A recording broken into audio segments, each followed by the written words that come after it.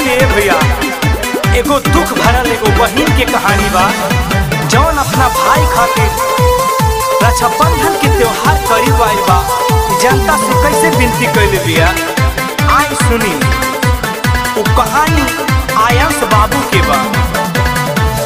पहाड़ल बा दुखवाय भैया मिल का वो सुखवाय भैया धीरे धीरे।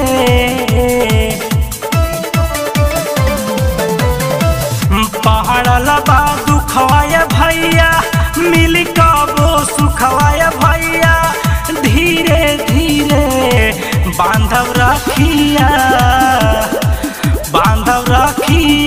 आयंस बाबू धीरे धीरे। बांधव रखिया आयंस भैया धीरे धीरे।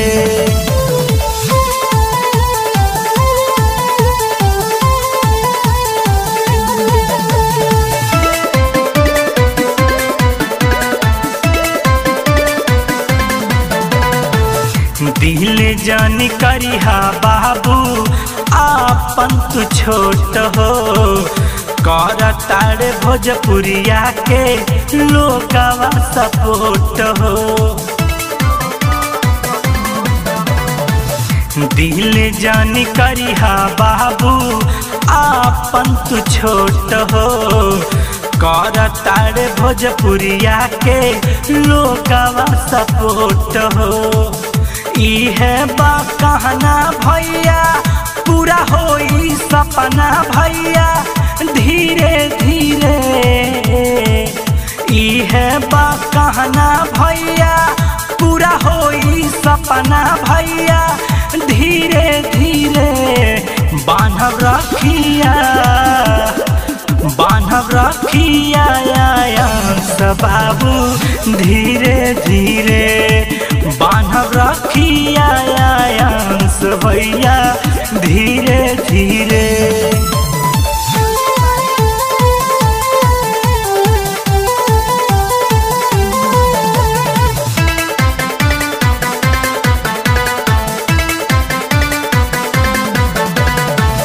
बाहरे भोजपुरिया में चर्चा तोहार रितेश राकेश मिश्रा पवन खेसारी।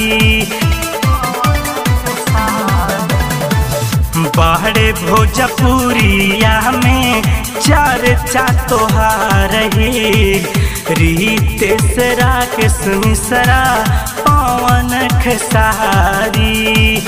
सब लोगवा प्यार देता तोहके दुलार देता धीरे धीरे। सब लोगवा प्यार देता बाबू हो दुलार देता धीरे धीरे। बांधव रखिया आयंस बाबू धीरे धीरे। बांधव रखिया आयंस भैया धीरे धीरे।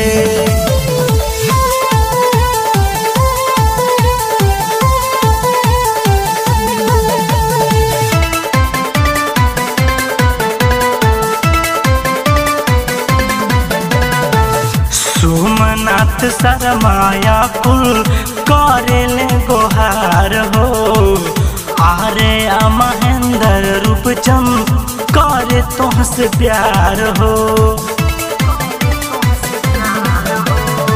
सोमनाथ शर्माया कुल करेले गोहार हो।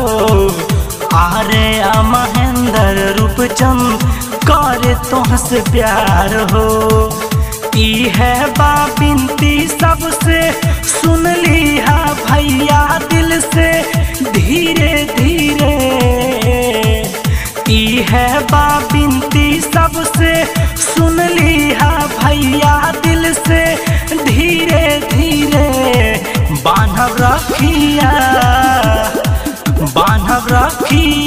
आयंस बाबू धीरे धीरे। बांधव रखिया आयंस भैया धीरे धीरे। अंश म्यूजिक मेहदावल।